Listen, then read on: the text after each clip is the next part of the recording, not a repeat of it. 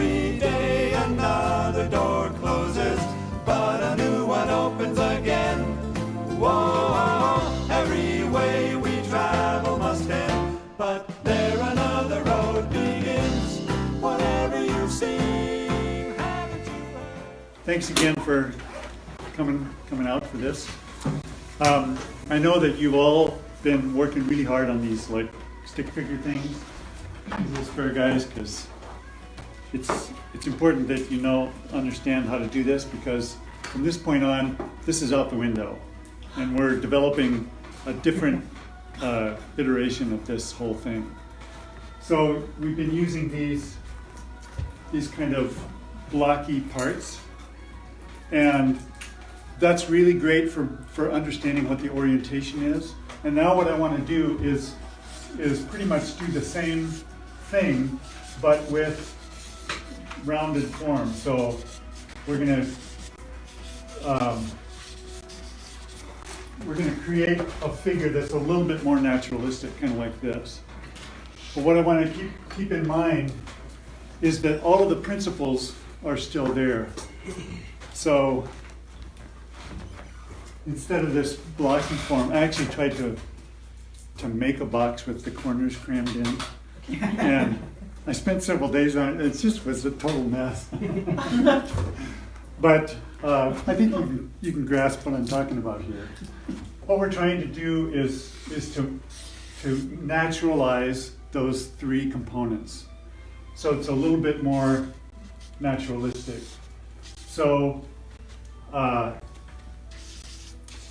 the result is going to be really similar, but it's just going to be a quicker way to put the figure together. And what I've realized is this is the way I've worked for years. So I'm thinking about this concept of the kind of square form, because it's so solid, and when the top corner moves down like this, the opposite corner moves up, that kind of thing. So it moves as a unit. And what I want to do from this point forward is to do the same idea, but with rounded forms. So there's still a center line in each one of these components. Hi, Pat. And then the limbs we'll take care of later.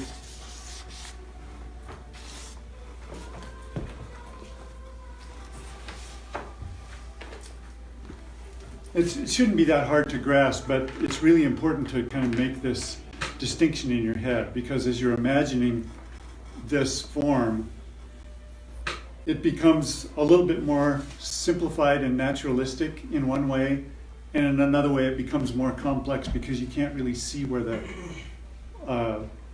markers are.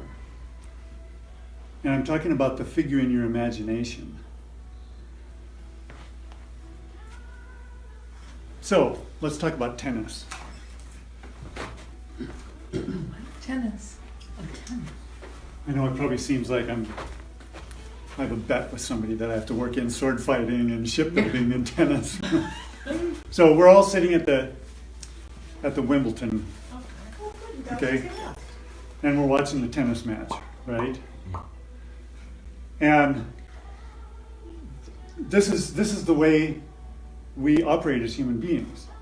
That even though our eyes are able to move around, when something grabs our attention, we always move our head and we look straight ahead. And so, I don't know why that is, but pretty much the animal kingdom works that way, and maybe more so the prey or the predators than the prey animals, because they're always looking around. But think about that idea that there's this beam that represents your eyesight that moves with your head.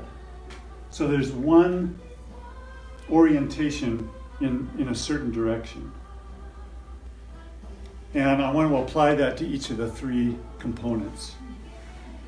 And there's the reason why I keep coming back to this idea is if you think about a pose like this, there's a lot of information here. So you can tell that the figure is moving forward. So the primary intention is this way, right? But the head is turned, and so there's something curious over here. And if all of a sudden it's like more than curious, it's alarming, then that happens. You know, and we naturally know how these things work because we're so used to watching people. So when you see a pose, there's a kind of story that is naturally built into the pose. And what we tend to do is we start forming the story when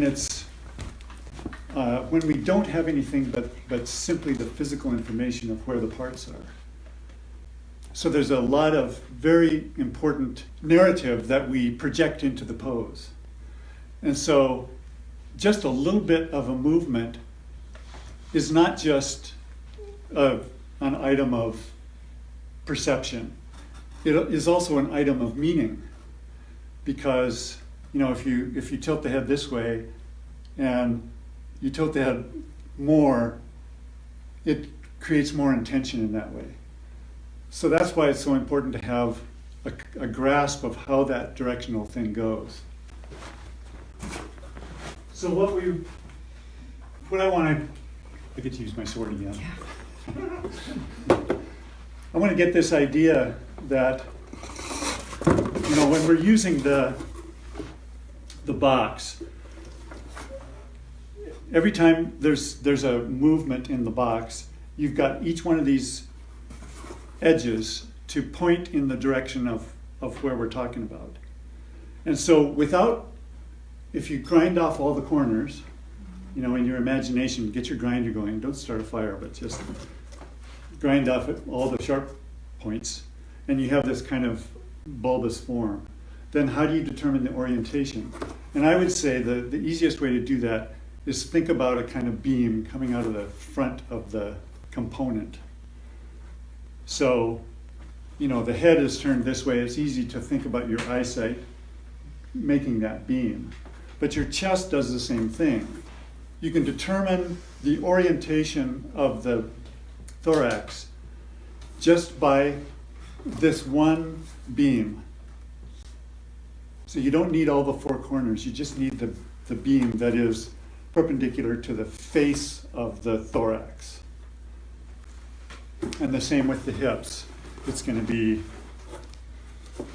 you know, it's going to be tilted in a certain way, and there's a trajectory, a beam. Are you saying that to create the front of it so you know which way is what when it's Right. round? Not necessarily the movement, but identifying the front. Yeah, the orientation of those three components Okay. from the front. Okay. And so on this pose, the head is like this, the thorax is like this, Okay. and the pelvis is, I don't know, like this maybe. Okay. And if you're drawing the back of the figure, I still tend to think of the front as being where the beam is, because even in my imagination, like, I don't, you see the sculpture back here, this guy is kind of, his arms are behind him. When you have a pose like that where the view is from the back and you're looking at the thorax trying to figure out where the direction is of the thorax, it's really hard to tell from the back. So what I end up doing is using my imagination, trying to come up with this kind of a form. So if I draw this guy from the back, I still think of this beam coming out from the front of the chest. Like this guy, this beam is coming out this way. And this beam is coming out this way. And this beam is coming out that way, all right? I'm kind of putting a lot of attention on this fairly simple idea, but in your imagination, trying to get from the square part to the rounded part is really crucial, because all of a sudden we're losing all of our markers.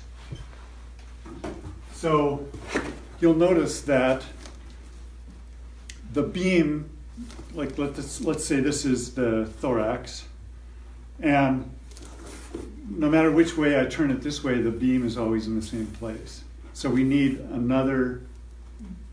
one more piece of information, and that is the tilt from side to side. And fortunately, we have a benevolent God that thought of this before we came, before the design was made. We have these great points at the shoulders. This is called the Acromion Process, where it's a little bump where the shoulders connect to the scapula. And that's always going to be perpendicular to the rest of the thorax. So if you can sight the shoulders, you can tell which way this solid form is going to be oriented. And as I mentioned last week, it's much harder to tell on the bottom, because the bottom of the thorax just kind of disappears into the stomach. And this is a thing called wedging that we'll talk about, where these muscles kind of fold into the muscles from down below. So it's very hard to see on the bottom what's going on. So the shoulders are going to tell us where that tilt is going to be in the thorax. And likewise on the hips, it's even harder to see on the pelvis. But if you can think about these two bones, the iliac crest, and in a dressed person, or if you're working on your catalog, you can look at the belt line and figure out where the pelvis is tilted. But it's really hard to tell down below that because there are no markers. But if you can keep in mind that there's always that solid form, and so if the hips tilt one way, then this corner goes down, this iliac crest goes down, and the opposite corner goes up. So one thing I look for, like I just did this with one of these drawings for Ellen. One thing I look for is if you can see this hip sticking out, that means that the bottom corner is poking out. So check and see if you can figure out that this is tilted down. Right? Am I making sense? Mm-hmm. So basically on the pelvis, these two bones are almost the only marker you have. On a woman, you can see there's those two little divots in the back. That's helpful too, but you can almost only see them on women. Men, it's almost never see it. Is that in relationship to the hips, those divots? Yeah. Like Yeah. straight across to the bone, to those points you're talking about? Yeah, so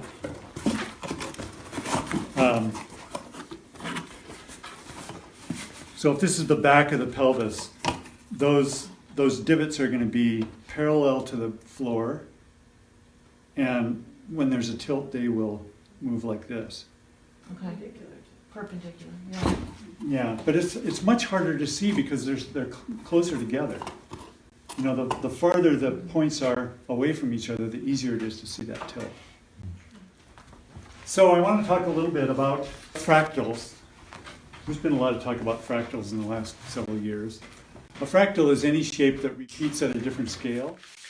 If you think about, a cloud. A cloud looks like this. And if we have a cloud as big as this room, it's going to look like that. And if you have one as big as the county, it's still going to look like that. Right? Here's a really good example. I got this from the tree across the street. This looks like a tree.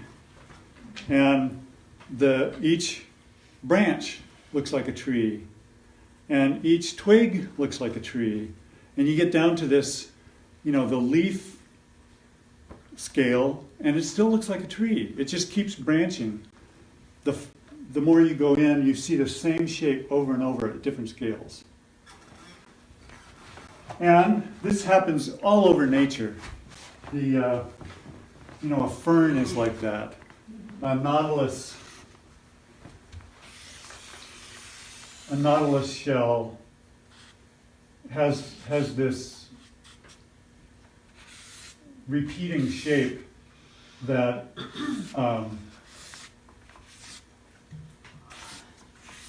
is exactly the same shape, but it gets smaller and smaller as you get closer to the center of the shell. And this happens just all over nature. It's just very, very prevalent. So it also happens with the human body. So I want to go through some of the fractals that is helpful to look for.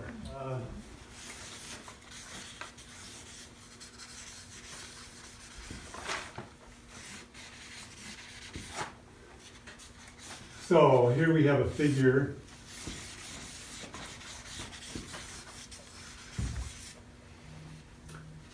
And one of the things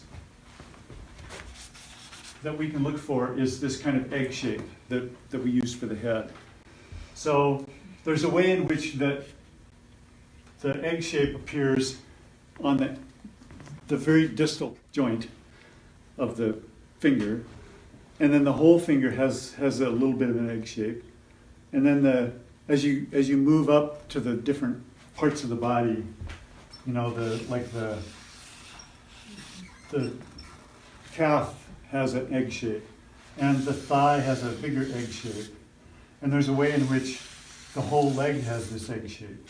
And so all these egg shapes keep appearing everywhere around the body.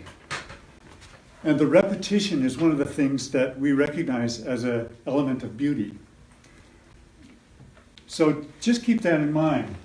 Another one is the S-curve. So this figure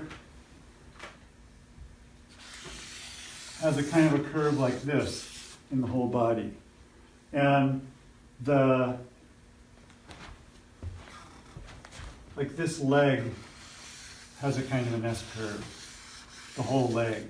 And the upper leg has a kind of S-curve.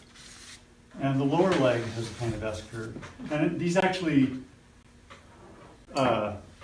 you can kind of reverse them. So if I've got his arm sticking out here,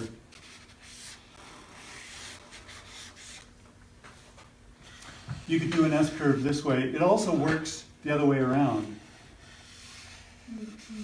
What I want to keep in mind is that the whole body is full of curves. In fact, this is a little bit deceptive because when I talk about the beam, like the line of sight, there are only two things I can think of that are real straight lines, is the path of light and the path of gravity. And those are still both theoretical. They don't appear in the natural world. So there really are no straight lines in nature. There's a famous Viennese artist named Hundertwasser that says there's no God in a straight line. And I really love that because if you draw a straight line, it will be a deadly line. If you draw something with a ruler, it will be a dead line. So, of course, we always use that to draw buildings and stuff like that. And these are dead objects. And from this point on, if you draw your figure with straight lines in it, I want to insist that you resist that temptation, right? That was last semester's lesson. Because a straight line is going to be dead.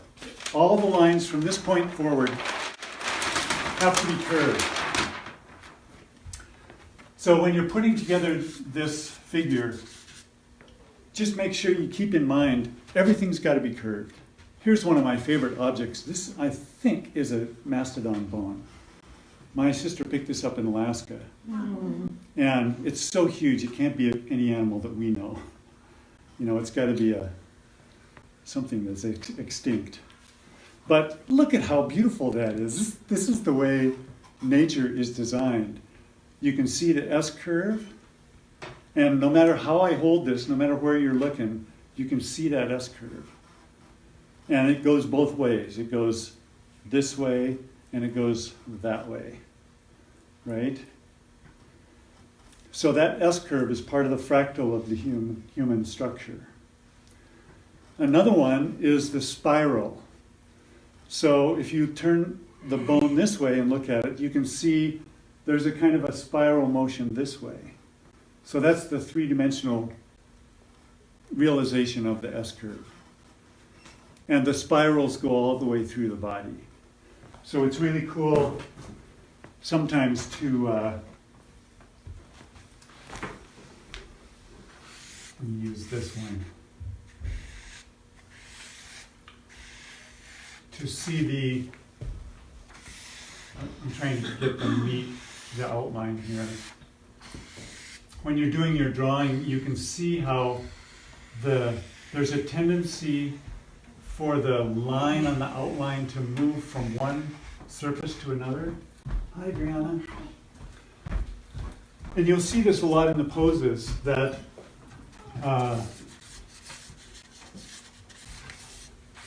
here's a side view of a person. I'll make this a woman so you can kind of tell what we're looking at here. You'll see these wonderful lines that cross over the body like this. And this happens all over the body. That's what I'm talking about. There are these spirals that encompass the entire frame. So that's another fractal. Speaking of egg shapes, all of life is built like this. The egg and the apple and the human being, the life is on the inside, and it grows from the seed. And the life blossoms from the inside out. And what that produces is this convex curve. So if you think about it, sculpturally speaking, all of the parts of the human body are convex. Everything is full of life, and everything curves to the outside. So you get to a point like right here, the small of the back. You're looking at the model and you say, nope, he's wrong. You know, that is a concave curve. But I'm telling you, if you draw it that way, it does that. Yep.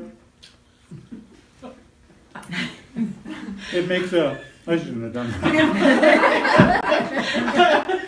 It makes a negative space. So if you find a concave line in your drawing, the energy is going to get sucked out of that place. The energy is in the parts that look like they're alive. The only example I can think of where that is not true is something like this, where you have a little kind of a floppy flap of skin that is in tension between two points. And that probably really is a concavity. But you'll discover that if you draw it that way,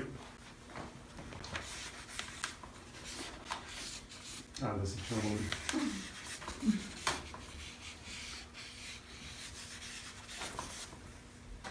The life gets sucked out of that place. So what I tend to do is draw those egg shapes, those lines that have life in them. And I'll try to approximate that concave form with a bunch of convex shapes. literally, when you're drawing, that's what you're literally Yeah. doing. And it's not just your head, but I mean, like, in your work reflects that. Right, so think about those muscles inside. And if I think about it in a three-dimensional way, it's a lot easier because, you know, I can think about the line coming not straight down the way your eye is looking at it, but like across the body. So here's part of the muscle that flows this way, and then all of a sudden, behind that is another little hill of muscle that appears, and it too is convex. And here's another one, and here's one that flows this way. So it's a landscape of hills in the distance that are layered on top of each other. And each one of the hills has got to be formed like this. If you have a landscape with a hill like that, you know, it looks like something is wrong there, a volcano or something. So if you have this beautiful figure with all these beautiful curves, and then all of a sudden there's a convex one, or a concave one, the energy will get sucked out of that place. But isn't that real? I mean, isn't there, like, I mean, how do you put a little loop-de-loop right there in the abdomen, you know, whatever that part of the body is there? What I'm trying to do is use my imagination to keep the life inside the body. So a lot of times, rather than doing this really kind of dramatic and a little bit unreal, you know, layering of hills like that, what I'll do is work the line a little bit so that the line itself tells the story of going across the hills. And we'll deal with line next time. So even to you, a concave line is a straight line. Not straight, convex. Yeah. Every concavity that you see in the body is just a bunch of convexities. The outward facing lines. You know, the life is on the inside everywhere. And if you're tempted to put a line, a concave line on the outside like this, then the life is going to be on the outside. It's just a funny thing. You look at this drawing and you say, well, gee, this feels really great, except for right here, and I don't know why that feels dead. Yeah. If you draw it with a bunch of convexities like this coming together, then that life stays on the inside. Huh. So you want the inside light to shine out as opposed to Right. suck it in. What this is all about, it's just the way psychically that we approach a visual form. Huh. Interesting. So you can draw, you know, a figure with all kinds of, like the guy on the outside of the bathroom door. It's shaped like that. You know, you can do that. We know what that means, but it's not full of life. And the only way you can put life into it is to get those curves back into the inside of the figure. Yeah, and if you get to studying anatomy, which is really fascinating, you'll see that the muscles follow a lot of these principles, like the curving, the spiraling. And so it really does reflect nature. And we can understand that because we look at people all the time. And all of this is kind of unconscious understanding. But when you want to try to manipulate a drawing, you want to be able to know what those principles are. Whoa, every way we travel must end.